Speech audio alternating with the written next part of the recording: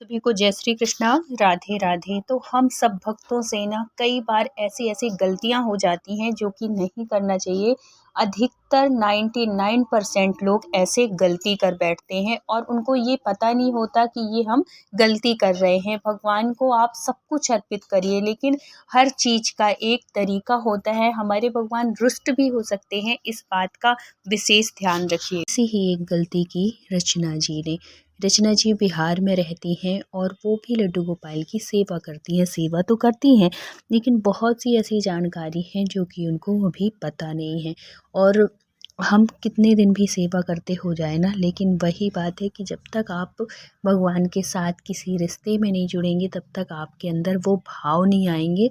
जो भाव हम अपने किसी रिश्ते के साथ जोड़ के हम भाव हमारे आते हैं, वो भाव जब तक आप किसी रिश्ते में नहीं जुड़ेंगे वो भाव नहीं आ सकते आपके। आप उनको एक मूर्ति ही मान के सेवा करेंगे या कि फिर आप भगवान मान के सेवा करेंगे। तो अगर भगवान मान के आप सेवा करेंगे तो लड्डू गोपाल की जो अनुभूतियाँ होती हैं वो उसी तरीके से होंगी। आपको किसी भी रूप में अनुभूति होंगी, ना तो स्वप्न में दर्शन होंगे। इसलिए उनके साथ कोई रिश्ता बनाइए, फिर आप उनकी सेवा करिए, तो आपको अनुभूति भी होगी और आपके स्वप्न में दर्शन भी होंगे लड्डू गोपाल के। तो ये जो रचना जी हैं, ये सेवा तो कर रही थी, लेकिन बहुत इनसे ऐसी त्रुटि हुई जो कि लड्डू गोपाल किसी न किसी माध्यम से उन तक जानकारी पहुंचाए। और ये जो त्रुटि हुई थी, ये बहुत बड़ी त्रुटि थी, जिसकी वजह से उनके जो लड्डू गोपाल थे बहुत रुष्ट हुए। लेकिन हमारे जो कन्हैया है, रुष्ट भले हो जाएं, लेकिन किसी न किसी माध्यम से हम तक वो जानकारी ज़रूर पहुंचवा देते हैं, जिससे कि हमसे वो त्रुटि दोबारा ना हो। ऐसे ही हुआ रचना जी के साथ। क्या गलती हुई इनके साथ कि जो रचना जी हैं वो लड्डू गोपाल घर में लाए हुए इनको 2 साल हो गए थे। 2 साल से ये सेवा कर रही थी, लेकिन सेवा कैसे कर रही थी? जैसे हमारे मंदिर में और भी भगवान रहते हैं, तो हमारा एक नियम सा हो जाता है हर एक काम करने का कि सुबह उठना, ये हमें पता होता है सुबह उठना है, हमें खाना बनाना है, हमें ये करना है, लंच बनाना है, सबके लिए देना है, नाश्ता बनाना है, ये सबको पता है। तो आदमी उस हिसाब से अपना काम शुरू कर देता है। उसी काम में से एक काम था लड्डू गोपाल की पूजा करना, या कि उनके मंदिर में जो भी भगवान रखे थे उनकी पूजा करना।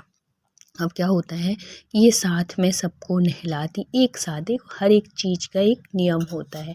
कौन से भगवान किसके साथ नहाएंगे, ये भी एक तरीका होता है, ये भी आपको जानकारी होनी चाहिए। ये नहीं कि आप शिव जी के साथ सारे भगवान को नहला देंगे, शिव जी के साथ आप दुर्गा जी को नहलाइए, लेकिन शिव जी के साथ आप लक्ष्मी जी को नहीं नहला सकते।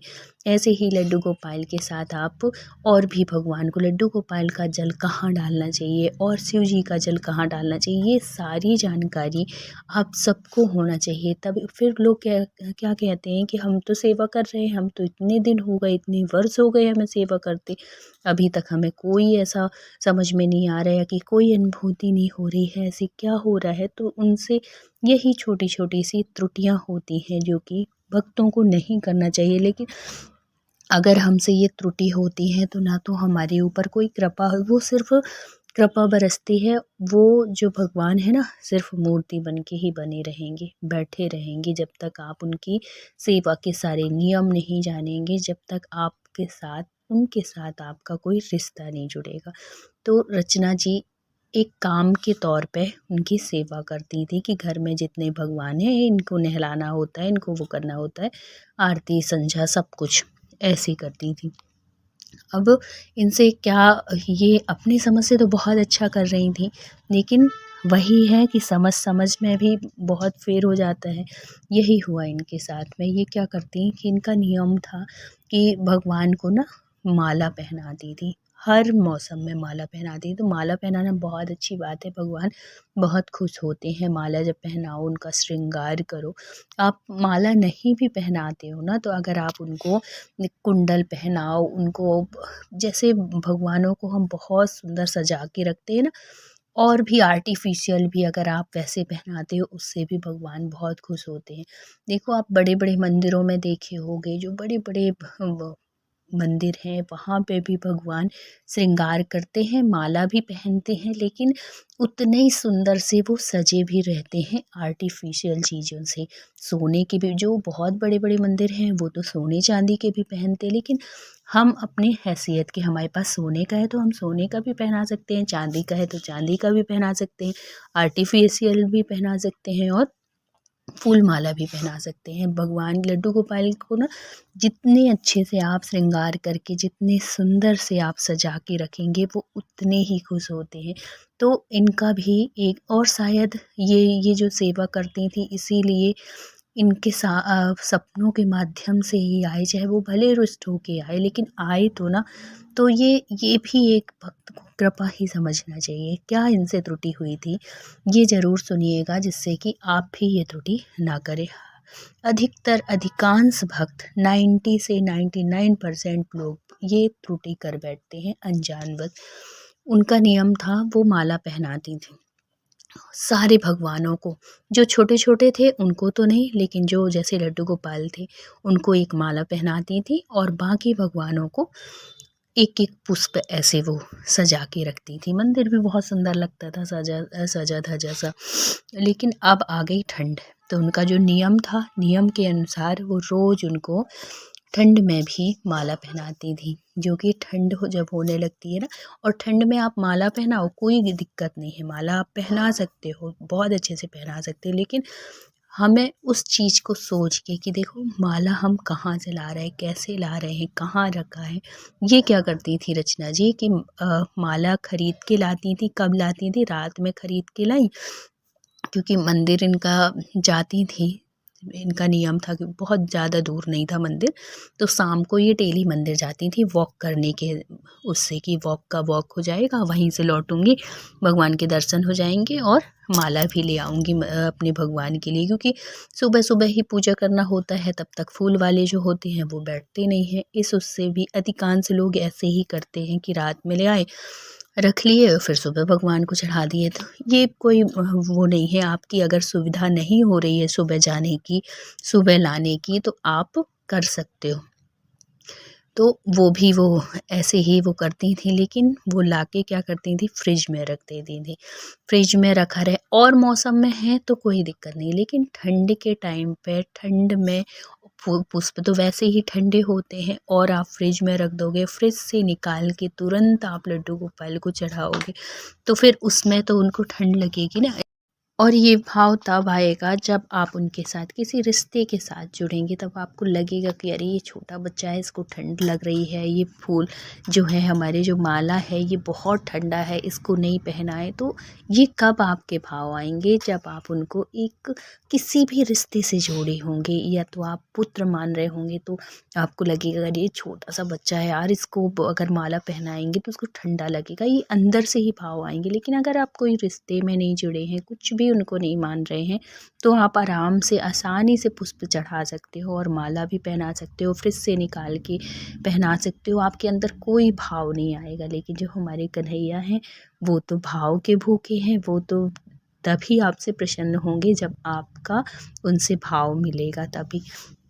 तो रोज रोज पहनाती थी, रोज रोज पहनाती थी, बेचारे कन्हैया रोज ठंड के मारे, वैसी ठंड इतनी पड़ रही है और ठंड से और उनको ठंड लगने लगती थी। एक दिन क्या होता है कि देखो भक्त को अपने जो हमारे कन्हैया होते हैं कैसे वो कराते हैं, कैसे गलती का एहसास कराते हैं। अब क्या होता है कि रचना जी जो थी वो रोज मंदिर जाती थी, उनका नियम जैसे था। बहुत अच्छी बात है, ये जाना चाहिए। अगर आपके आसपास में आपकी सुविधा बन पा रही है, तो अब अगर आप मंदिर जाएंगे ना, तो आपके ऊपर बहुत कृपा होगी। और हर भक्त के ऊपर कन्हैया की सेवा तभी आपको मिलती है जब आपके ऊपर आप कुछ ऐसे कर्म कर रहे हैं, कुछ ऐसी भक्ति कर रहे हैं, तभी आपके ऊपर वो कृपा होती है कन्हैया की। जब आप, और अधिकांश आप देखे होंगे कि अगर आप शिव भक्त हैं, अगर आप शिव जी की सेवा करते हैं, तो आपके ऊपर कन्हैया की कृपा बहुत जल्दी होती है, तभी आपको सेवा का मौका मिलता है।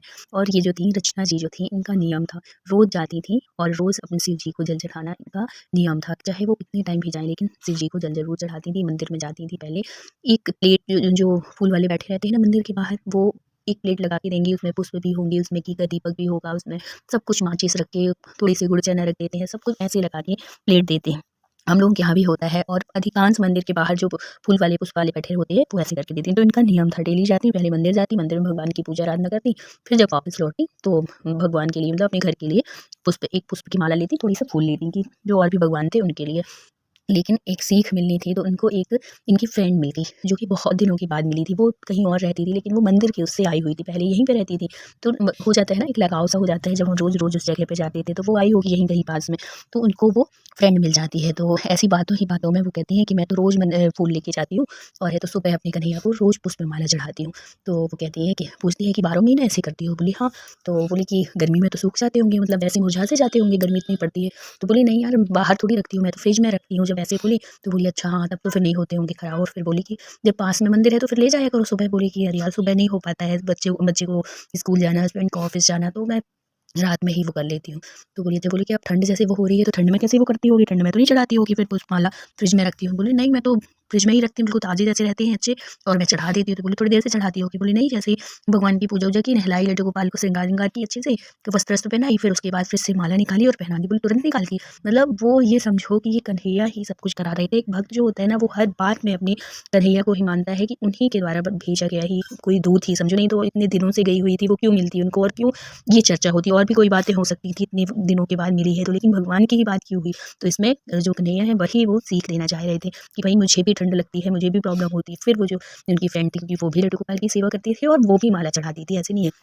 तो वो क्या करती थी कि ठंड के टाइम पे फ्रिज में नहीं रखती थी, बाहर ही पुष्प रखती थी, क्योंकि ठंड में फ्रिज में रखने की कोई ज़रूरत ही नहीं रहती। ठंडा इतना मौसम होता है कि जो फूल होते हैं वो मुरझाते नहीं हैं, वो खिले ही रहते हैं, ताज़े जैसे ही रहते हैं। तो फिर वो बताती है कि देख, तुरंत निकाल के तुरंत चढ़ा, भगवान को पहनाती है। अगर हम कोई भी ऐसे सोचिए, अगर हमारा बच्चा है और हम फ्रिज से निकालें और ठंड में ठंडा-ठंडा छुपाएँ उसके फेस में या के शरीर में, तो उसको कैसा लगेगा? ठंड लगेगी ना, तो ऐसे मत किया कर, ये गलत बात है। उनको भी ठंड लगती होगी। और फिर बाद में बहुत समझाती है उसको कि ये ऐसे मत किया कर, मैं भी पुष्पमाला चढ़ाती हूँ, लेकिन मैं ठंड में नहीं रखती हूँ। फिर जो रचना थी उसको भी इस बात का एहसास होता है कि हाँ यार, मैं तो ये गलत कर रही थी, मेरे तो कभी ये मन में आया ही नहीं। उससे बोलती है, तो वो कहती है कि देख, जब तक हम किसी भगवान के ना रिश्ते के साथ, भगवान को किसी रिश्ते में नहीं जोड़ेंगे, तुम अपने बेटे के जैसे ही उनकी सेवा करने लगो ना, छोटा सा बच्चा है, वैसे भाव में जब तुम करोगी ना, तो तुमको इस बात का एहसास होगा कि ये छोटा बच्चा है, इसको कब किस चीज़ की ज़रूरत है, इसको ऐसे ना करें, नहीं तो इसको तकलीफ होगी, इसके साथ ऐसे सुलाएं, इसको ऐसे सहन कराएं, इसको ये भोग लगाएं, वो भोग लगाएं। तो ये तभी भाव आता है जब हम उनको कुछ मानते हैं, चाहे पुत्र माने, भाई भी मानेंगे तो हमारा एक छोटा भाई है, हम अपने छोटे भाई के साथ कैसे रहते हैं, उसके कितना प्यार करते हैं,